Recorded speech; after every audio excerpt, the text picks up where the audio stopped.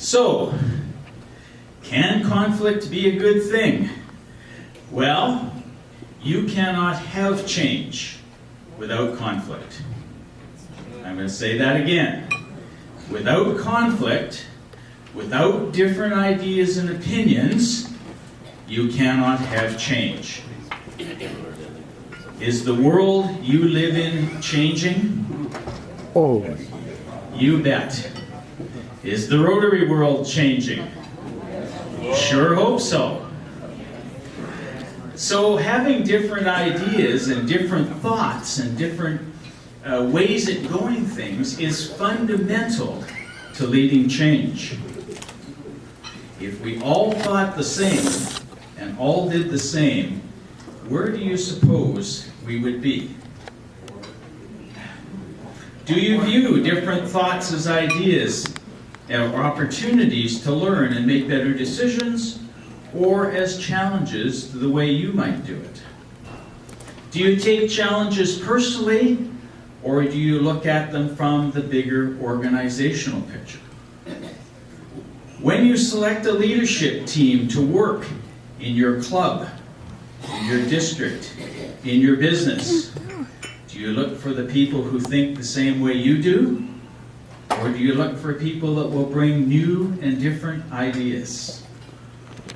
You know, the strongest leadership teams, and this has been proven over and over and over again in business, in nonprofits, in all kinds of organizations, the strongest leadership teams are those that are built around diversity, different backgrounds and experiences, and bring a maximum number of ideas to the table. And if you can develop a team, a collaborative leadership team that can work with a diversity of ideas, debate them, and make decisions on what's best for the organization, you'll find the top 5% of organizations in the world. And that's the way they work. To be a change maker, you must deal with differences. But how you deal with them makes a world of difference. A world of difference in the outcomes. Dealing with differences is a key element of leadership. And guess what? Different people react differently in the same situation. So you have to always be open and prepared to understand that others may not see it exactly the same way that you do. Kiran Sira gave a Rotary Peace Fellow, gave another quote, and I have to apologize, I think we're running a different version of PowerPoint than mine was done, so the slides are crunching up a little bit here. And his perspective was very different. He said, many people have a belief that discrimination against others is wrong. However, discriminating against people or between people, if it's done in the context of looking at how we're all different and understanding the unique stories and backgrounds that each brings, is actually a very intelligent approach to developing a world based on mutual respect and discourse, one without conflict. That's a pretty radically different idea to what we are all taught we should not do, right? But understanding others is fundamental to getting the most input from others in working towards a decision. Now, Paul mentioned that I had a unique opportunity in my career after my corporate life in telecommunications to get into some consulting work, and ending up over in Northern Ireland in probably the most interesting of all the experiences I've had in my life. So a bit of history. Most of you know that the Northern Ireland had the period known as the Troubles, and it went on for many, many years. It was very bloody, there were a lot of lives lost, and many, many things were not looking very good between Northern Ireland and the Irish Republic. The Good Friday Accord was a peace agreement brokered by many, including U.S. Senator George Mitchell, a Canadian peacekeeper, John de Chastelain, and it laid out 140 initiatives to be carried out throughout the North in creating a new, more peaceful climate and hopefully putting the troubles behind. One of those 140 items, and this was a massive project, happened to be training the police service in Northern Ireland, or the former Royal Ulster Constabulary, in community-based, conciliatory, collaborative policing. Well, I happened to end up in a position where I just spent 4 years developing a new company in British Columbia called Ecom 911 down in Metro Vancouver to consolidate the taking of 911 calls and coordinated dispatch of police, fire, ambulance. And that came together along with my work in consulting and team building and human skills. And all of a sudden I found myself invited to go and visit with the police service in Northern Ireland and develop a training program to help them with that. There were 2 of us went, and it was a very, very exciting time. We started in 2000. That was when the effort started, and we had 27 district command units to train. And the theory of the police service over there was, we'll start with the district command units, and once they all know what to do, everything will be fine. Well, as you might anticipate in a hierarchical organization like a police organization, if the districts are doing it, but headquarters isn't, right? Okay, so it was a little bumpy in the start. And I remember going and having a conversation with the chief constable and his deputy chief constables, and I said, Chief, you know, there's a lot of really great people, they've got great ideas, they're really willing to embark on this, but they really think that in order to make it work, you and your deputies need to do the same program. Well, this went on for 2 years, and we kept getting the feedback, and we were through to DCU number 21 or 22, and finally the chief said, okay, I'll do it. And the chief and his whole team came, so that was step number 1. And the training and the changes started finally to move forward. And I don't know if any of you have ever seen a Northern Ireland police station. But let me, yeah, there we go. Let me tell you, it was like a barbed wire protected bomb bunker. And just amazing to see. So they started to change that and develop into a more contemporary way. And the program moved ahead fairly quickly.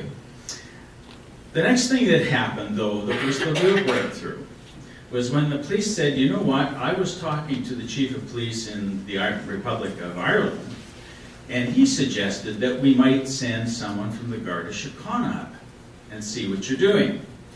And so, lo and behold, we had a session in 2003, and the Garda Síochána joined the police service of Northern Ireland, and we did some joint workshopping.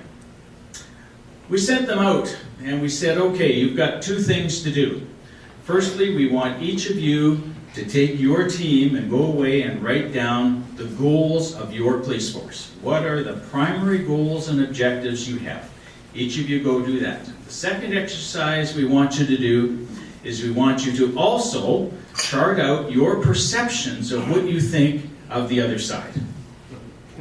Interesting exercise. So the 2 groups go off. And about 4 hours later, they come back, and we said, okay, now we're going to share. We're going to see what you said. So we started with the goals. And the Garda Síochána folks got up, there's about a dozen of them that said, here's our primary goal. Dunk, dunk, dunk. They had it nailed down pretty good. So we said then, okay, Police Service Northern Ireland, how would you like to present what your core goals are? Dunk, dunk, dunk, dunk. Away they went. Guess what? They were exactly the same.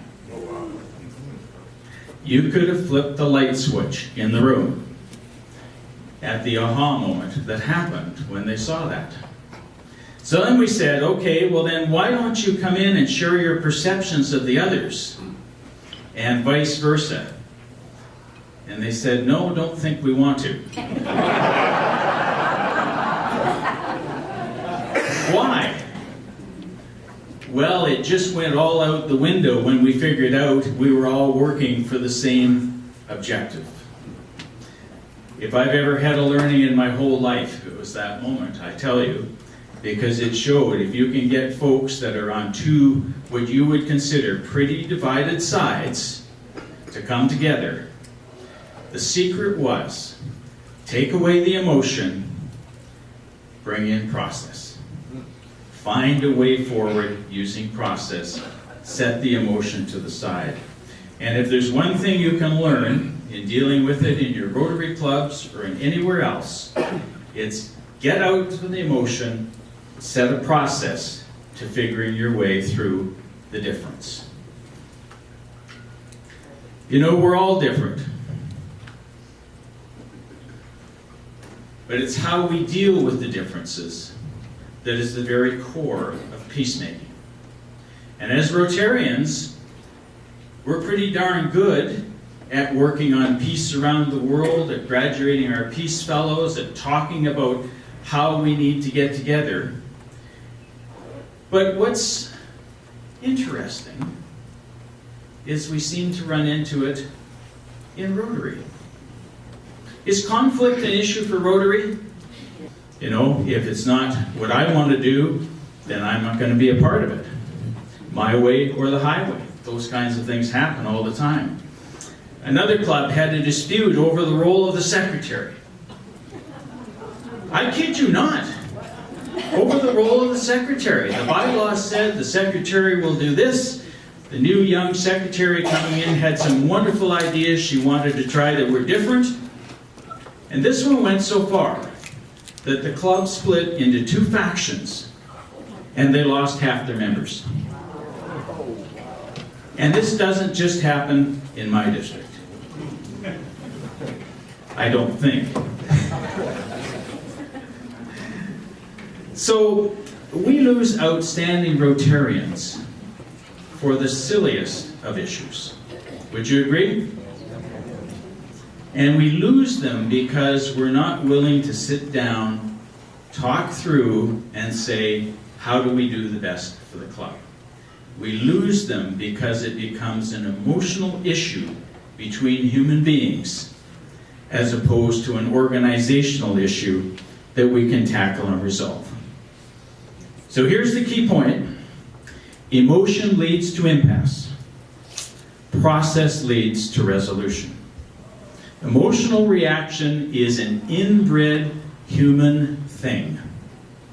We have to try to get past that whenever we have a situation that causes that discomfort, that causes the challenge, that can cause us to lose members, that can cause us to injure our organization. So conflict is a key membership issue for Rotary. And I ask you this question. How can we bring peace to the world and yet not solve conflict in our own Rotary clubs? How can we send peace scholars out, train peace scholars, talk about being peace, have the founding chair at the UN, do all the things we do? The skills in conflict resolution are the same skills as in peace building. And it's a very doable thing. The top reasons we lose Rotarians, number one, is those that physically leave us.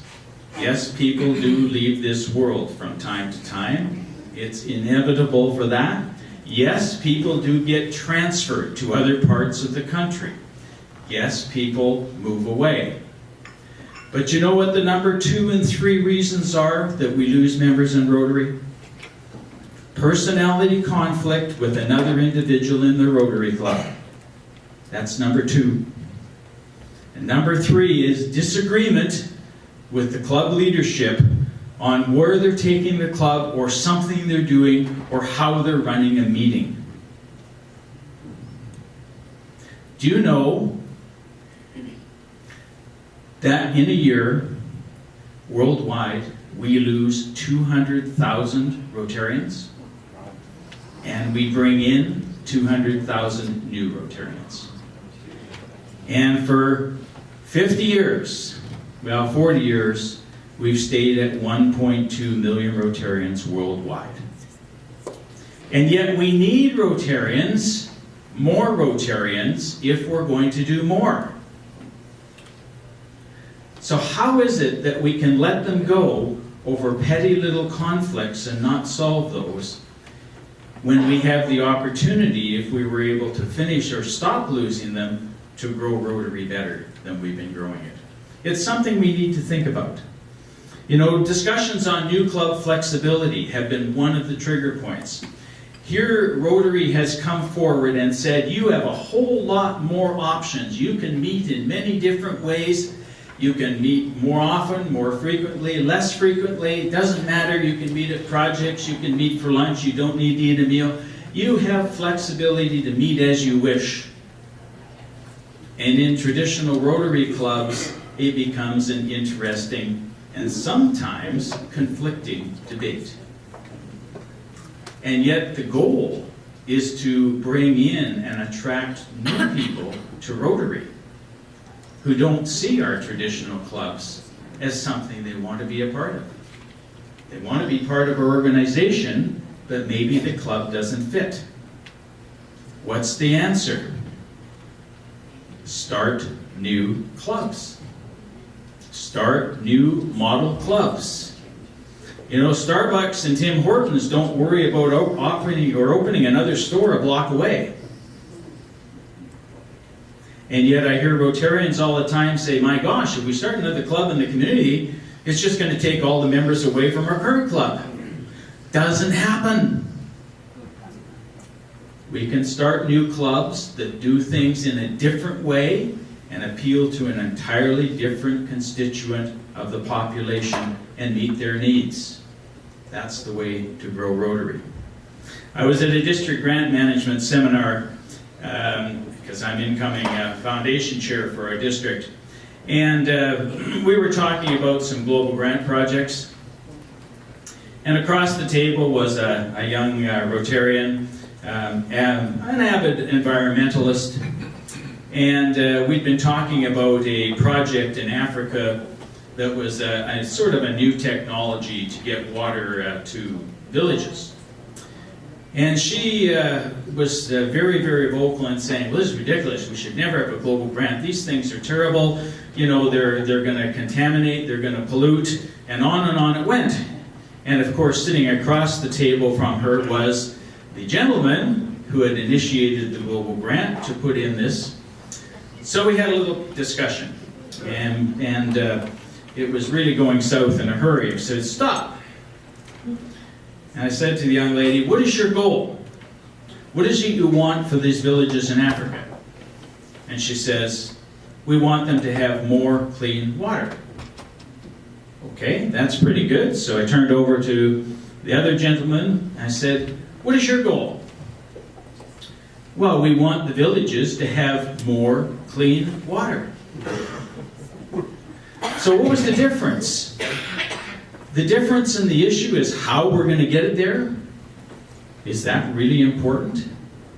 If we can get water there this way and water there that way, isn't that better?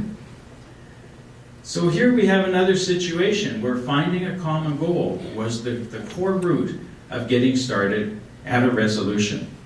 I recall being in a training session at a zone assembly with governor teams, and we were out chatting, and we were talking about different approaches to governor teams and districts and working together versus not. And one particular district was saying to a governor nominee, well, you know, it's nice that you're coming along through the chain, but don't you dare visit a club until it's your year. It's true. I don't know about your district, but in my district, we're a team designate, nominee, elect, governor, passed, and we simply work as a team and we make team decisions, and that's how we run the district. But it can be very, very different ways. And sometimes this volunteerism that we do moves beyond passion to obsession, extreme personal ownership. And yet succession in teams are important, and there should be no one-person shows or committees. There cannot be one-person shows, and certainly one person is not a committee. In the last few years, we've really worked hard on that, and Rotary has worked hard on that as well. in terms of building teamwork, building strategy, working together in longer-term approaches. And those are some of the efforts that are being taken to help address and reduce issues of conflict. So the consequences from conflict situations are a direct result of how and when we handle our differences. Two really key points: how and when. Conflict can be good or bad. We've already agreed to that. And the root is how we handle them. We can turn them into battles, or we can find ways to create a better place, organization, or Rotary Club. The longer we wait, the tougher it gets. Yep. If there is a situation, address it sooner rather than later. And the faster you get at it, the greater your chances of resolution. The longer you leave it, the tougher it gets. And all of our global conflicts are long-standing things that keep developing and festering and don't get dealt with, and that makes them tougher and tougher and tougher to solve. So consequences from a difference of opinion can range from catastrophic loss or death, war, to compromising our Rotary Club, losing members, and thus negative impact to our communities and the world, because our Rotary clubs and our members are the key in what we can do. If we had twice as many of us as we have today, think of how much more we could do in our communities and around the world. So we have to start by checking our egos at the door. We have to start by saying, we're open, we'll listen. I may have my idea, but I have to be prepared that Elaine's idea might be better than mine. And so I want to hear that. We say we espouse Rotary values such as diversity, but on whose terms? On our terms? On our judgment? When you venture into worlds such as you're doing with First Nations people, values, approaches, are very different to perhaps what I was raised with. Are we open to listen to those? Or are we going off into another jurisdiction with a wonderful solution as long as they do it our way? It's really important to be open and to listen. So there's a direct relationship between how quickly we act and the way how we react in dealing with the difference of opinion that appears to be heading towards becoming a disagreement. You want to catch it before it becomes that. So what are some of the things we can do to move forward in situations where different opinions exist? Well, here's a quote that gives you a good start. John MacDonald, an ambassador of peace, professor, says the only way to solve a conflict at any level of society is to sit down face to face and talk about it. Because talking gives the opportunity to share ideas, and it gives the idea or the opportunity to listen to ideas at the same time. Sharing and listening are the fundamental steps to turning a conflict towards a solution. So, I've got 5 particular things that you can think about doing as you move forward from a conflict situation. And number 1, you've already heard it in some examples, start from a position of agreement. No matter what the situation, there's always a point somewhere where you agree. Hopefully, at least if we're all Rotarians, we agree on what the goals of our club are and what we want to do in our communities. Most typically, it's the how we're going to achieve those that causes the problem. So find common goals, find some agreement first. It's easier to move forward from a position of agreement than from a disagreement. If you start from a point of saying, well, we agree on this, now let's see where we can go next, you're in a far stronger position than if you start from a position of fundamental disagreement. Emotionally, it's just there. One of the best tools for helping clubs develop agreement together is planning. And I'm a big advocate of strategic planning. Believe me, whatever you call it, strategic planning, visioning, working together to plan the future for your club. Because when you are a participant in shaping the future, you gain a natural supporting agreement to shape the future. You build and agree on common goals. So building clear and measurable goals for your club, working together in collaboration, is a much better place to be than getting into trying to turn around or correct a situation. Prevention is better than correction. You get buy-in, but remember, consensus is not the same as unanimity. You don't all have to think the same to work together in the same direction. Unanimity means we all think exactly the same. Consensus means we've explored the options, considered the consequences, considered the opportunities, and come to agreement on what we will do. That's definition of consensus. Number 2, don't play sports with conflict. Look to find win-win. You know, if you're running an organization like a Rotary Club or a Rotary District, we want an organization of winners. We do not want winners and losers. So how do you find ways to get to win-win? Well, listen. Start by exercising that wonderful piece of judgment that you have 2 ears and only 1 mouth. And if we listened twice as much as we talked, we'd often find a way forward much more quickly. Be willing to learn from others. You know, different people have different experiences, different training, different education, different ideas, different strengths. When those are shared and all put on the table, you have a massive amount of information to make good choices from. And so then, once you've got all the information on the table, you say, what's going to produce the best results for the club? Email can be a killer. You know what happens? It often opens and creates conflict, and it does that because it's one way. And when you send information one way, it's fine if it's meet me at 2 o'clock at the coffee shop. I can get that. But it's not so fine when you're trying to get at an issue. Not at all. Because when it goes one way, what happens at the receiver's end? It doesn't get read. Well, if it doesn't get read, sometimes that's better than when it does. Assumption. No intent. No intent is communicated. So the interpretation of the message is entirely in the hands of the receiver.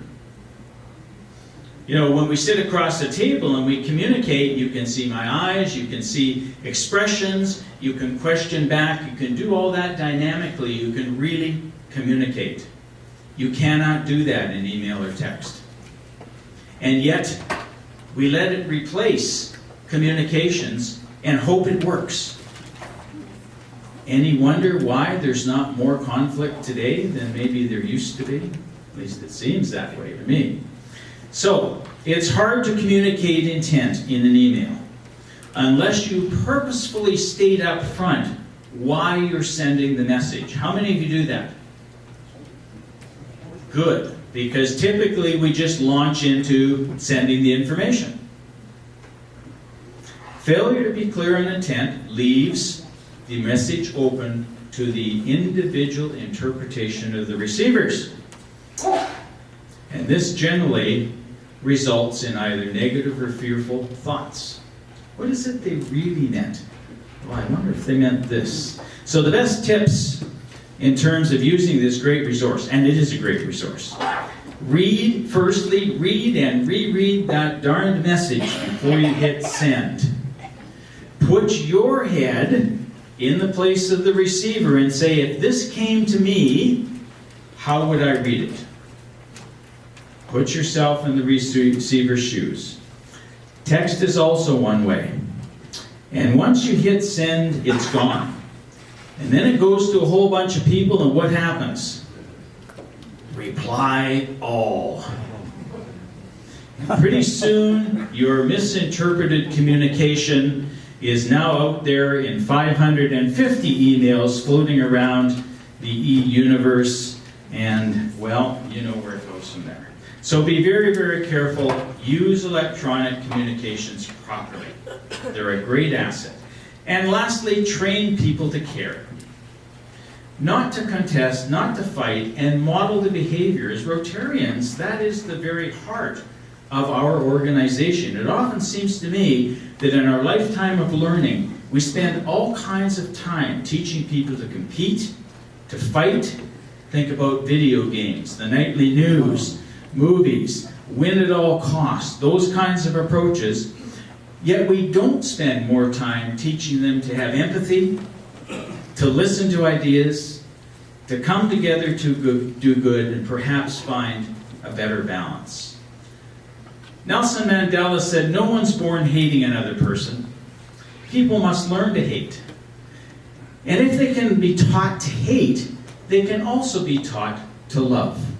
For love comes more naturally to the human heart than its opposite." Something for us all to remember. And yet, how often and how much time do we spend doing that? So, moving forward, let's go forward and make a difference. Be a change maker. Pull from a variety of available perspectives, debate, decide, and choose what's best for the organization. Work on what unites us, not what divides us. Take time to listen, to really listen to others, and be open to the thought that others may not do it the same way you would. But that doesn't mean that your way was necessarily the best way. Model the desired behaviors. How you react and make others feel is what they will remember about you. Think before you speak. What we say and what we do must match. You can see pretty quickly through someone that says one thing and then acts in a very different way. Plan together for the future. A great way to build consensus is working together on where you're going to take your Rotary Club or your district.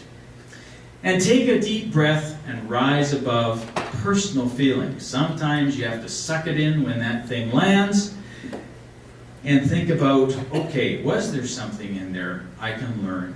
And what is really best for the situation, for the club or the organization, no matter whose idea it was. At the end of the day, all that really matters is what you do. So take action and make sure that you end up with a result that can move the organization forward. If you're faced with conflict or a situation of disagreement, think about peace building. It's a good fallback on some of the skills. Put our wonderful Rotary tools and resources together into work for you. Use the tools that we have to bring process to differences. Bringing process to differences enables a way to work through to a best result. We have some wonderful role models in Rotary. Past Rotary International President Carl Willem Steinhammer said, "My dream is for every 17-year-old to become a youth exchange student.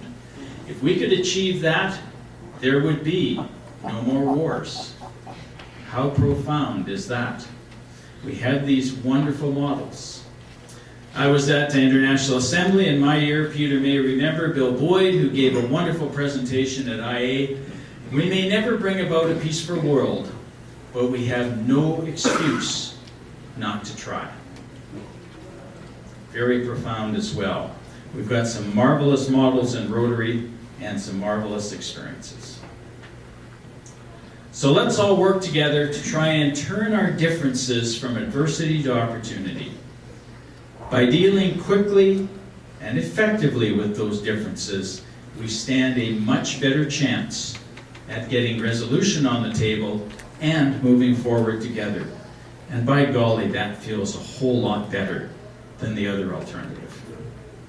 As Rotarians, we can make a difference. It's up to each of us to do just that for our districts, our clubs, our communities, and the world.